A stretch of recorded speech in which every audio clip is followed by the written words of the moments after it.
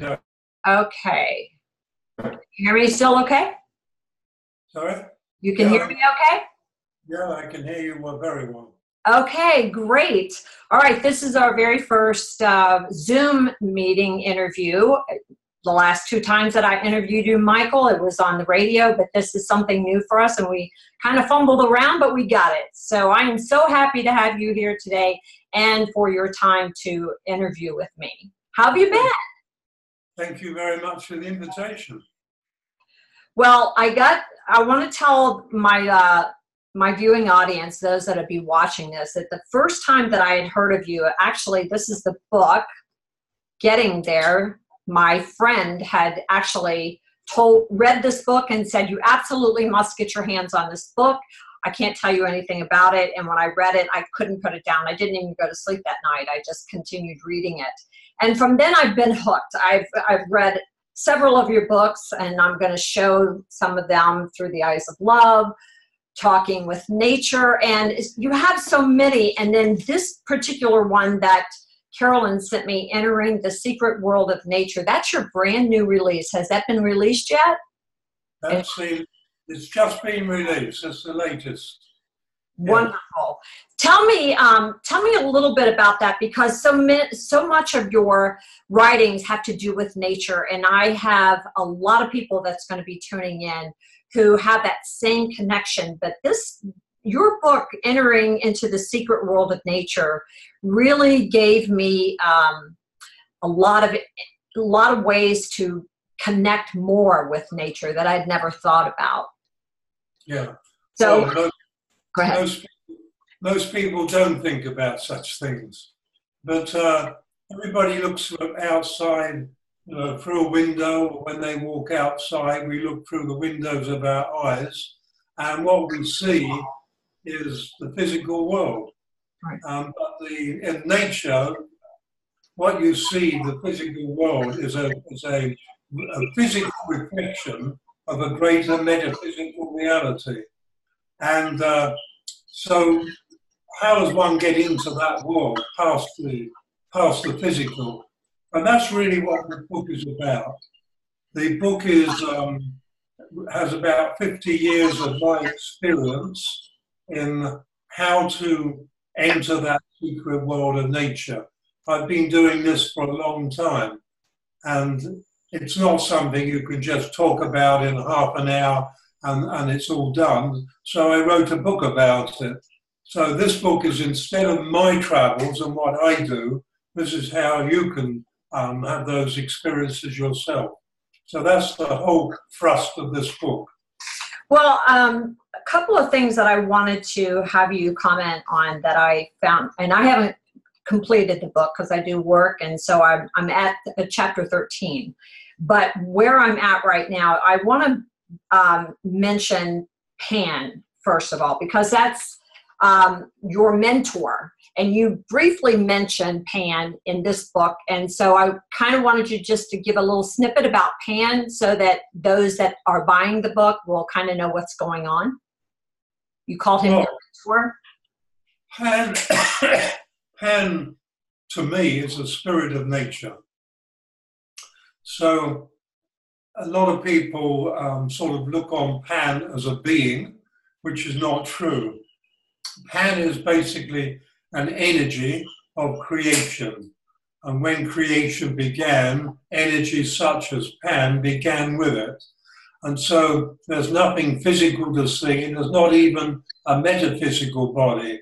It's just literally the spirit of nature. But that is not a remote energy. It's not an energy that's disconnected from us. So although it's an energy, Pan is an energy involved in nature and creation, we're also nature and we're also creation. It's all one. Energetically, everything is one. All human energy is one energy. All nature is one energy. The planet is one energy. The universe is one energy. And it's all the same energy. But we tend to look and see different objects of different densities. And so we tend to separate everything out and label it. And so we've created a world of separation. we really don't look at life as everything being the same energy. And Pan is that energy. And so literally before I became a physical human being, I had connected with that energy, as I write about in one of my books. And in a way, the connection was a mishap, but it's nevertheless it happened, and I've had that connection ever since. My main difficulty was finding myself worthy of such a mentor, of such a focus.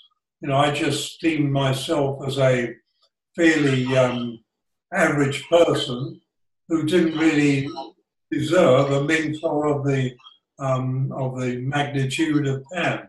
But nevertheless, my simplicity, I think, and maybe my humility seemed to be the requirements of Pan liked. And so now I can sort of tune into Pan at any time. Now, it's interesting because in your book you talk about, you share a story about you when you left England and went to Tasmania, and the story about the cow and how the cow kicked you, and that was that energy that I want you to share a little bit of that, because that really that kind of impacted me as far as all of us being connected as one. So can you kind of briefly? Yeah, I can. That's going back a long time. I wasn't the lovely man I am today. I was a dairy farmer in Tasmania. I was in my late 20s, early 30s, and I'd emigrated, and everything had seemed to go wrong. I wanted to be a beef farmer, and we got hit by a caterpillar plague that wiped out everything. You can imagine locusts and just replace them with caterpillars. That was the scene. And so for economic survival, I had to go into dairying. And I didn't like it. It took me 8 weeks to find out I didn't like it, 8 years to work my way through it. But in the very early days of that, when it came, I liked the cows very much, but when it came to the milking, twice a day, with the old style machinery, milking 100 cows, it was over 2 hours every morning and 2 hours every night, followed by milking 100 cows, followed by feeding a couple of hundred pigs. And so it was a long, long process. And I got very impatient, and I got after 8 weeks, I really didn't like it. So I was milking cows in a bad mood. And cows are very sensitive to mood. And so this went on for quite a long time.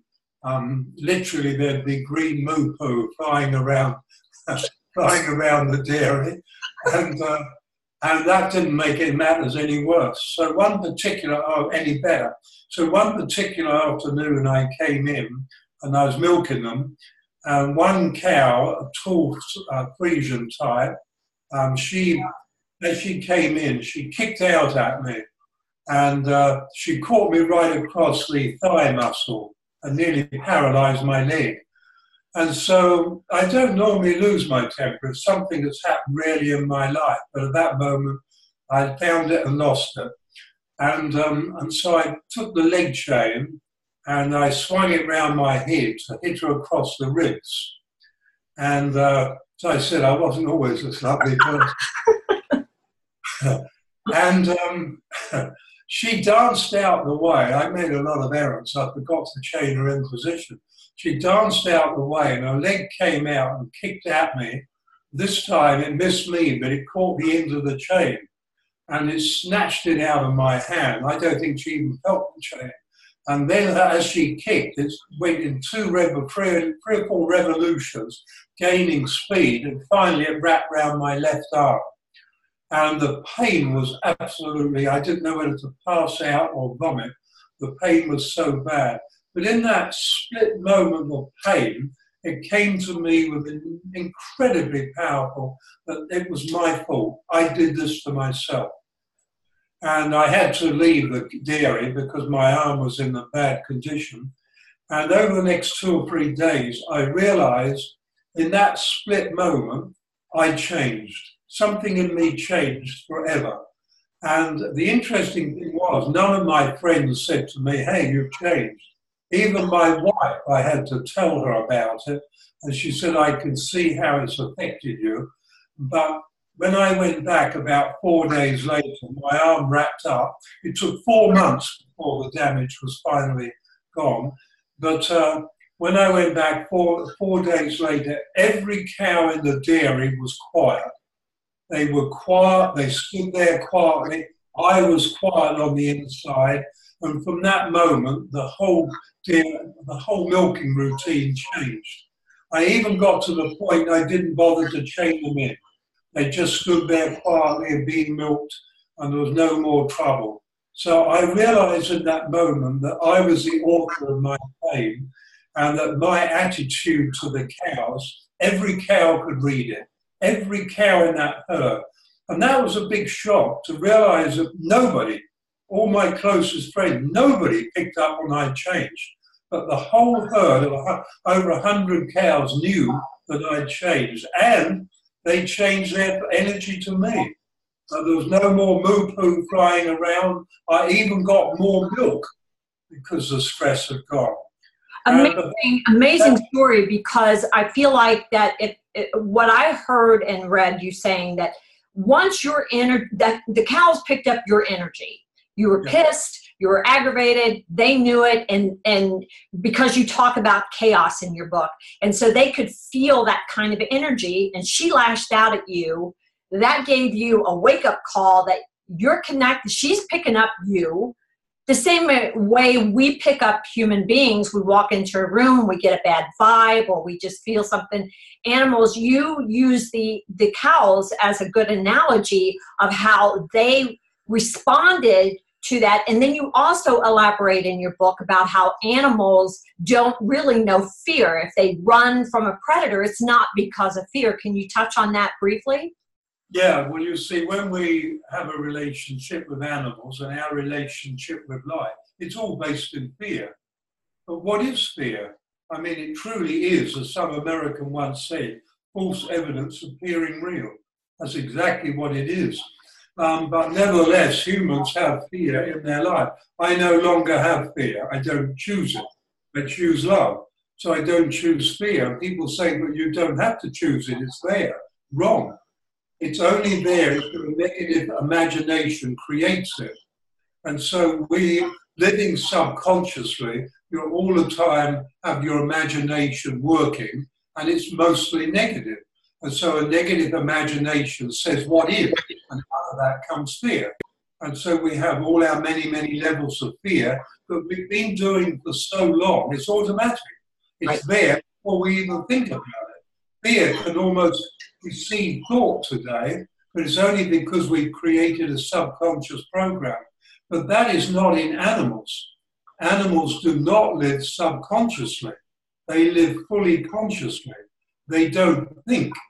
They don't think about a situation. They act from conscious intelligence. We don't act from conscious intelligence. We act from the subconscious intellect. And so there's a huge difference. Nature is conscious in the moment. Nature never leaves a moment. Humanity is hardly ever in the moment. Every time you think, your thoughts take you out of the moment. Your thoughts take you into the past or the future. They don't exist. And although they do, but they don't exist on a linear level. And so we think ourselves into spaces that don't exist. We think ourselves out of reality into illusion, whereas animals live in that reality all the time. Now, as I put in a few of my stories in there, I've been in experiences with animals where if I'd had any fear, I would have been dead. But I didn't. The snake. I wanted you to share that. While I was shooting, I went to shoot a rabbit, and I had short shorts on. And as I knelt down, I knelt literally over a tiger snake. So although my knee missed it, as I knelt down, it was between my thighs. And a tiger snake in Tasmania is probably one of the most venomous snakes in the world. There's enough venom in one bite to kill about 25 to 30 people. And so as I knelt there, and I've got a rifle in my hand, I can't do anything because it's right under my face. and gradually it comes up. And it's so close to me, it's literally that close.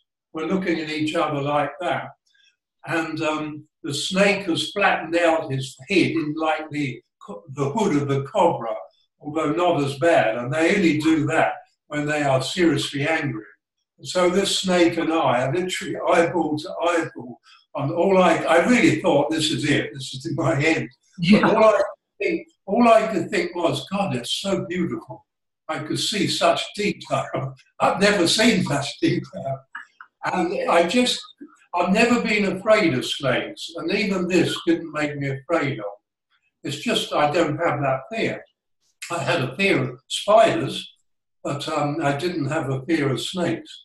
And so all I could think is so beautiful. And the snake didn't feel fear. Now, I've been in snakes metaphysically, and the human fear doesn't exist in nature.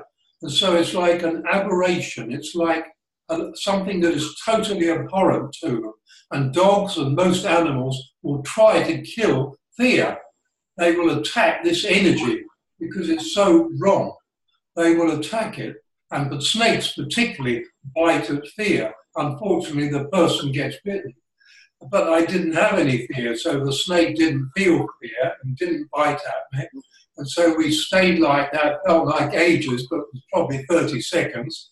And then gradually went back down, his hood back to the normal shape of his head, and it gradually moved away from me.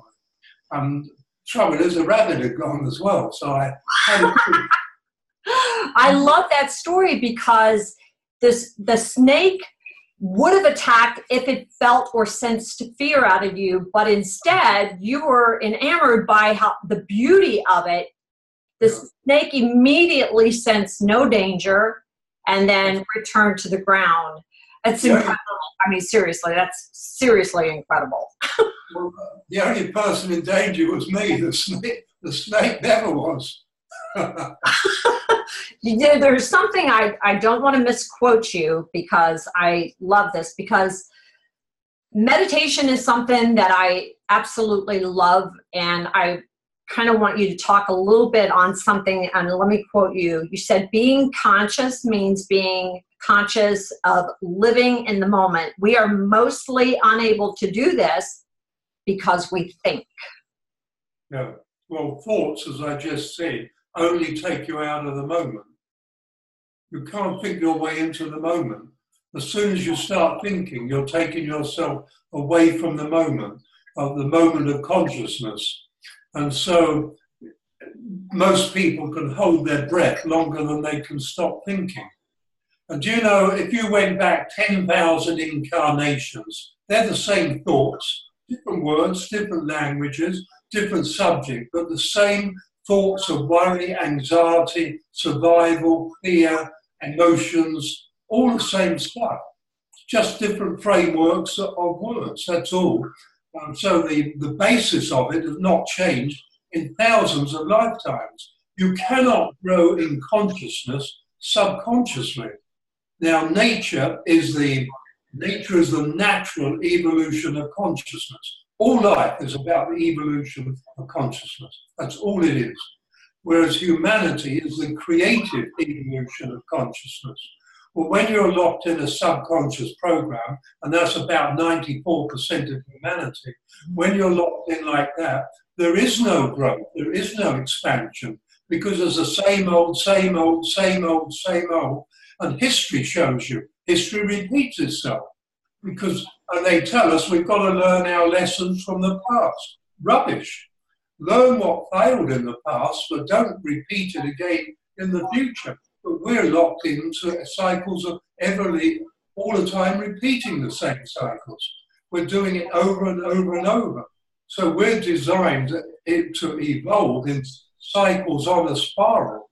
But we're no longer on the spiral. We're just doing cycles in cycles in cycles. And so over the last 10,000 incarnations, nature has been evolving beautifully because it lives in the moment. But humanity was stuck. And this is why there is global change taking place. We're only just beginning on the outer edges of this. change is going to hit this planet in a way that humanity hasn't seen for a very, very long time. And I don't mean that's bad. The worst possible thing is that it's just more of the same, because we're so close to being on a pandemic of insanity, of mental breakdowns. We're so close to that, it isn't funny. And in earlier cycles of humanity, we lost and we failed. We went into the cycle of humanity, of insanity, and it ended us. So this cycle is following, once again, the same pattern. And future theoretical anthropologists are completely aware that humanity is slipping faster and faster into mental breakdowns, into dementia. And today, dementia is increasing at the rate of, in the Western world, a person every 4 seconds. And that's pretty fast. Yes.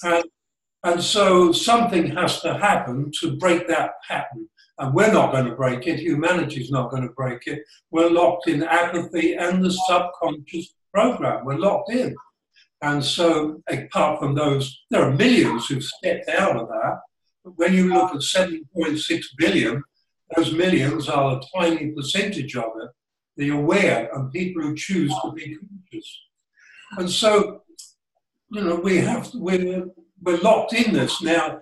We're no longer truly a creative aspect of the evolution of consciousness. We're locked in a repetitive cycle that has to break. And so nature, many forms of nature, many expressions are withdrawing, but consciousness draws to itself physical form through which to express, and the expression is consciousness.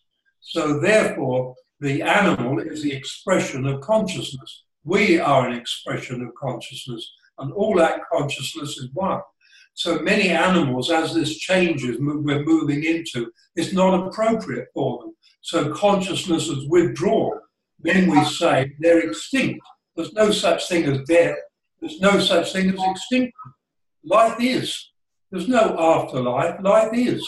It's a continuous, but as you read in chapter 2, there are many, many bandwidths.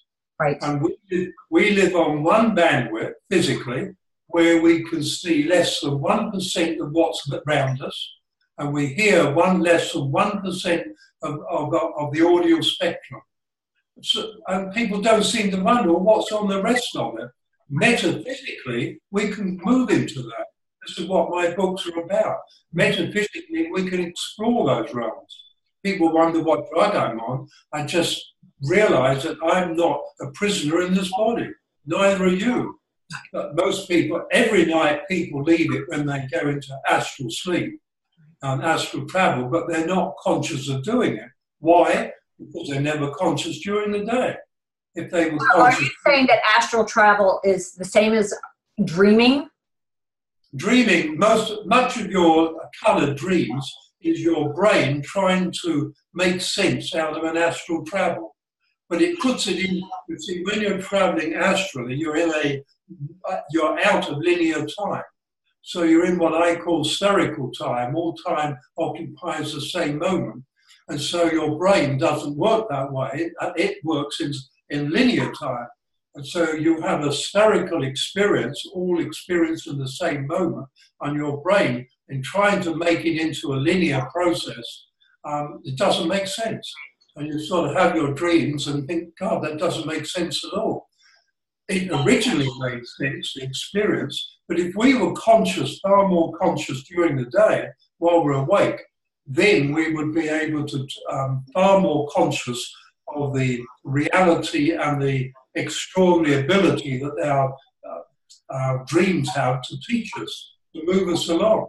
If ever you get a repetitive dream, you really need to look at it and do something about it.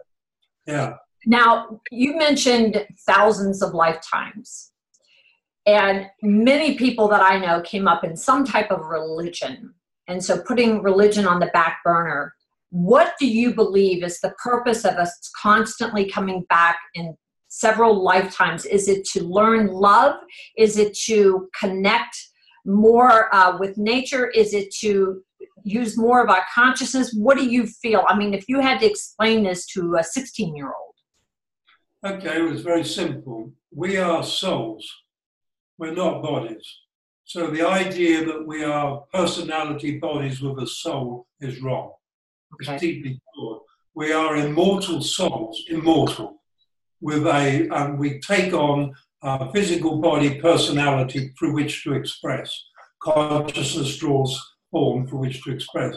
So we're immortal. We're not human souls, we're just souls, not human souls. So at the moment we're experiencing humanity. We have been around developing to this stage for millions of years. We were in the galaxies before this Earth came about. So we've been going for a long, long time. So this is just a fragment of a moment in eternity. And so when you're looking for an explanation to understand a fragment of eternity, you might as well go and scream rhubarb and run around the garden naked. Because let's put it this way. If you have a 100,000 gallon tank and you're a 1 gallon tank, how are you going to understand the 100,000 gallons? Will you be able to get that in 1 gallon? You can't. Right. Well, what I did a long time ago is I pondered this and realized the impossibility. So I took the gallon and put it in the 100,000. Now that does do things to you. It does change things a lot. You lose things, you gain things. But the result is me as I am today for me. And so I comprehend the 100,000 gallons now, but there is no linear language that can explain it. There is no linear, because I would have to reduce it to explain it. And so I have a comprehension of that vastness that is far beyond an intellectual understanding. And understanding is our handicap. Everybody needs to understand. School teaches us to understand. And then with the breathtaking arrogance of the intellect, when we understand, we assume we're right. Right. Always. Do you ever say, I understand? Well, I could be wrong. Never. If you understand, you've got to be right. All you've done is join the illusion of everybody who understands. And it's a very comfortable place because I understand. But all you've basically got is just one more. People say to me when I'm talking sometimes, yes, I've got another piece in the jigsaw now, I get it. Well, there is no jigsaw. There is no other piece. It's all one. And so when I talk of nature, when I talk of humanity, sometimes I'm expected to separate them. I can't. I can't separate anything from anything. It's like some people say to me, you're too subjective. There's no such thing as objectivity. It's just a concept. Objectivity says, I'm separate from you. I'm separate as an observer from what I observe. That's a complete concept. You can't be separate as an observer from what you observe. You can't be objective because the observer and the observed are one. Right. So it's all the subject that you observe, you're the subject, observing the subject. You're observing an aspect of yourself. So when you see all nature like that and all life like that, you can't simplify it down to explaining what's going on, because what's going on is part of such a vast, holistic reality that it far defies, like my relationship with God has completely changed. And although I still believe in a God, to me that God has become supreme creation. Right. And if you were to take on the belief that the Pleiadians tell us there are 49 billion universes, how do you attempt to understand ours? Yeah. Wow. And if you did, where would you go from there? So my experience meant I don't write down all I metaphysically travel. I like to have a little bit of credibility. And so I put down what is, to me, reachable for many people. I mean, they don't sell all that well, those books, because most people just can't stretch that far. That's true. The ones who do love it. But there are vastness beyond that. Physically, we look out and we see vast distances, but metaphysically, those distances are part of an illusion. Metaphysically, it's a completely different picture. Metaphysically, the moon and the sun and you and I were nothing separate. Well, what was your motive? What was your, when you wrote Entering the Secret World of Nature, what is the secret part of it?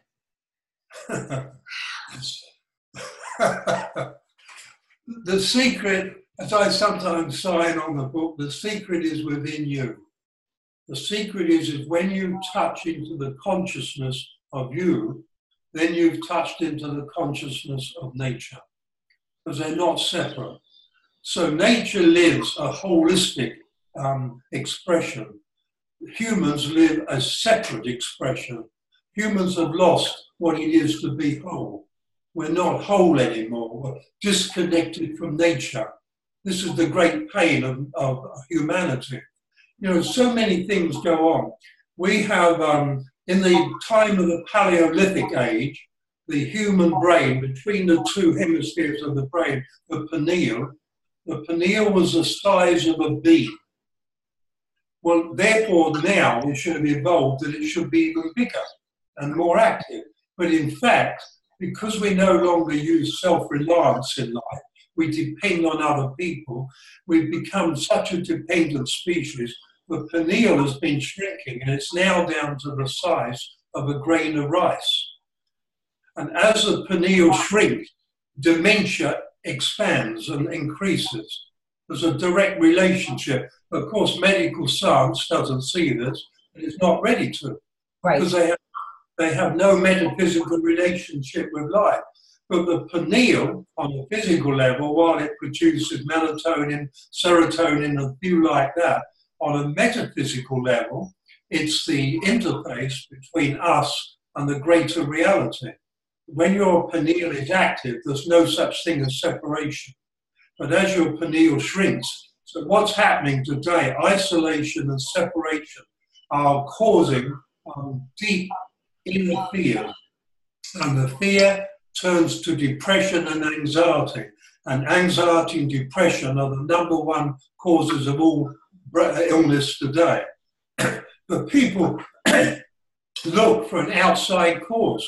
They look for something outside of themselves. Then they use the brain to understand the emotions.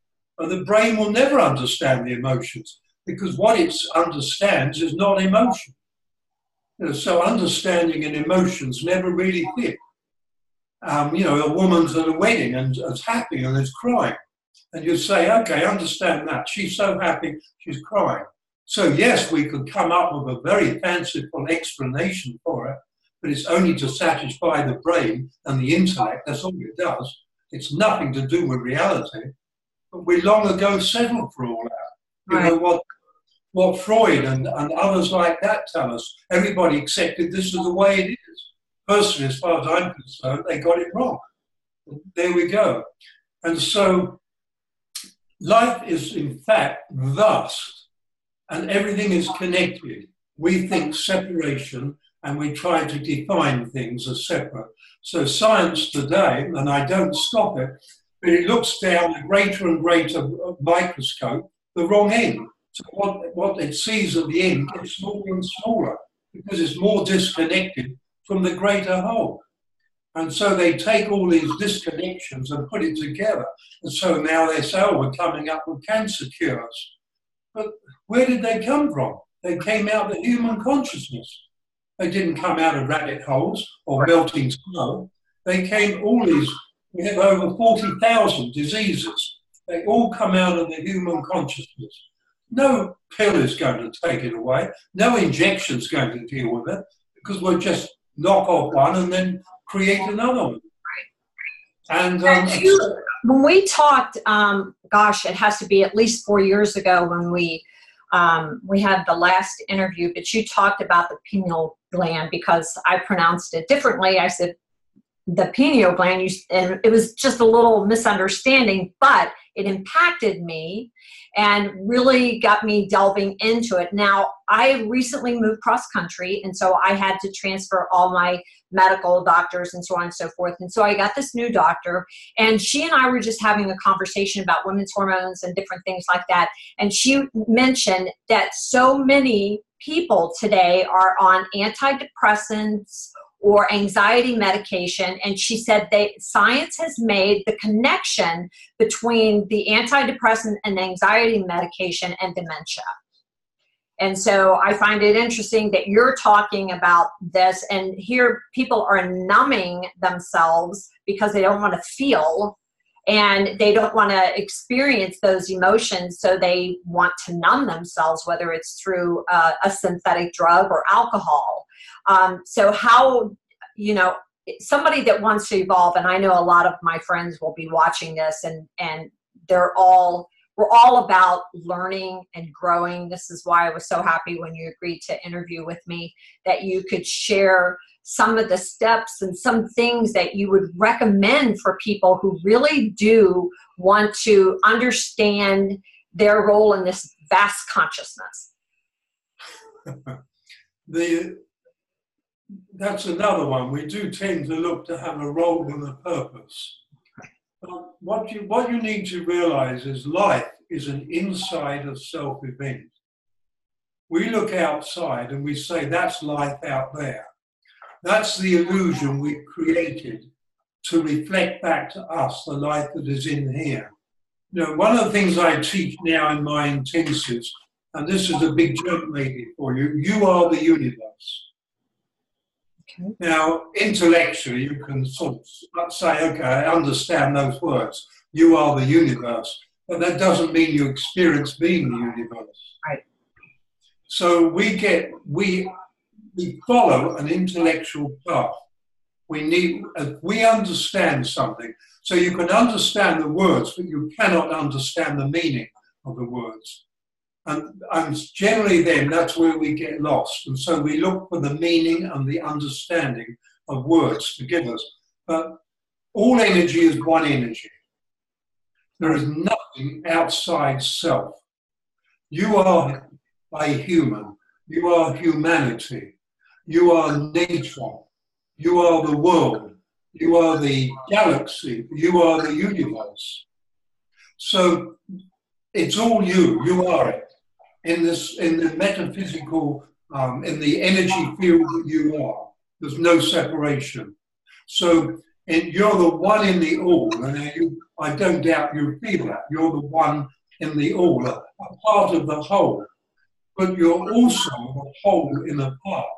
You're also the all in one.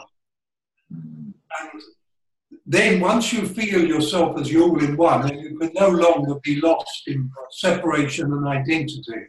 You can't, your identity disappears. Like for me, I use identity if I'm going into a country, because if I told them that I'm a magnificent, metaphysical, multidimensional, immortal being of love and light, they would tell me, oh, good, we have a room for people like you, and I wouldn't be in that country.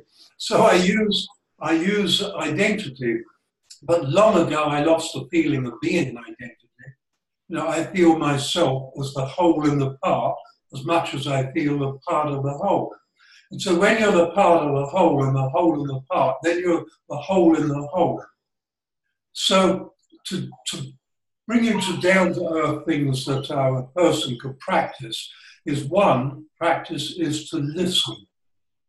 Now we hear or we don't hear. So we stopped listening long ago. I many a time remember when giving a talk and somebody came up to me, oh, you were saying so-and-so. And I say, actually, no, I didn't say that at all. And then they say, well, I heard you. No, you didn't hear me. You heard me verifying your thoughts.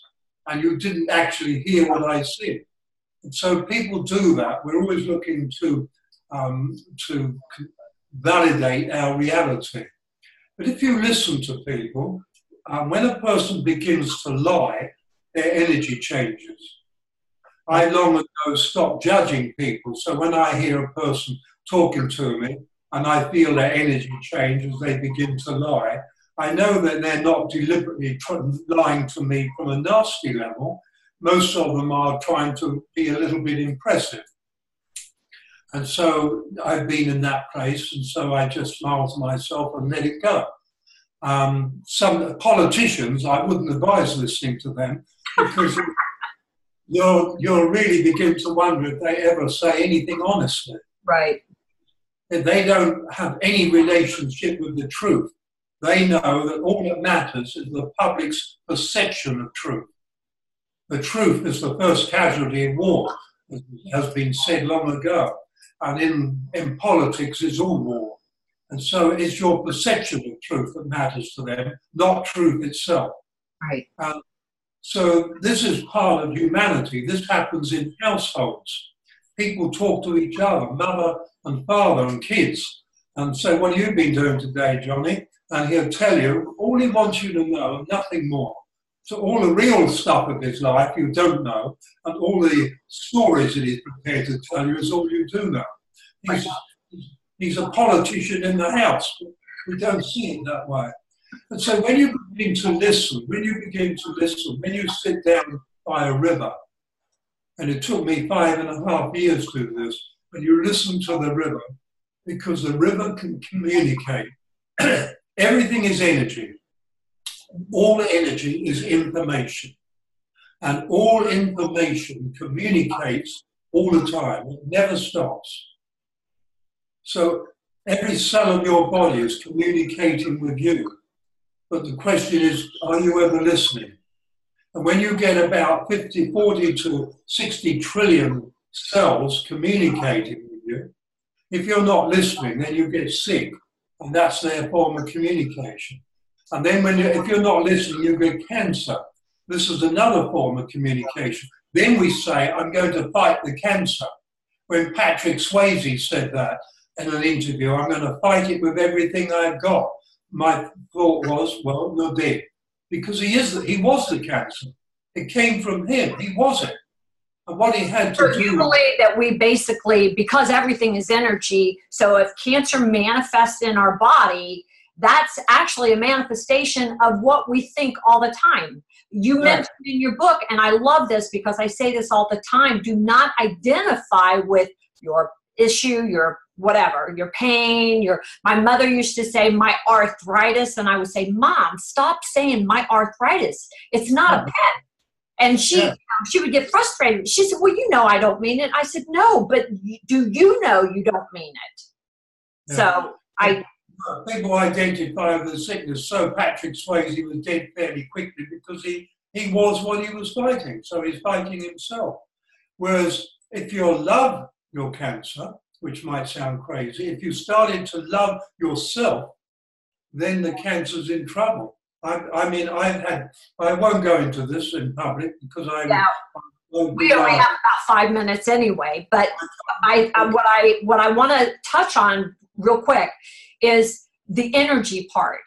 Using Patrick Swayze, he's going to fight the cancer. It's kind of like what Mother Teresa said when they asked her to march against the Vietnam War. She said she wouldn't do it. And they're like, Mother Teresa, my gosh, we thought of all people. She said, when you march for peace, I will be there. So it's the flip side of the coin. He was fighting, he's in resistance because he's identifying that this is something that's coming against him instead of, like you said, loving the cancer, loving it out of him, actually. Exactly. Like every peace march, there's nobody there walking for peace because none of them are experiencing it. But they're anti-war marches, which is fine. But they're not peace marches. When they have peace talks, all the world leaders, they don't talk peace because none of them have ever experienced it in their whole life. They have no idea what peace is. Jesus said, peace passeth understanding. You can't understand peace, so you couldn't talk about it anyway, but you can experience it. Yes. And it begins with inner peace, loving yourself. So if anybody wants to know the fast track, as I write on every one of my Facebooks, on Michael's Musings, it's choose love. Yes. Always choose love. Every time there's conflict, walk away, choose love. Every time you start attacking yourself, stop. Choose to love yourself. That's a conscious act. You can only choose love consciously. Subconsciously, what we call love is an emotion. What we love is the power of creation. That's what makes it so powerful. It is the power of creation. So when you have the creative power of the universe with you, loving yourself, then the whole universe is loving you. Can you imagine the power, therefore, that you're bringing into your own beings? Because you're connecting with that love, the power, the creation itself. Right. So people think of love as an emotion.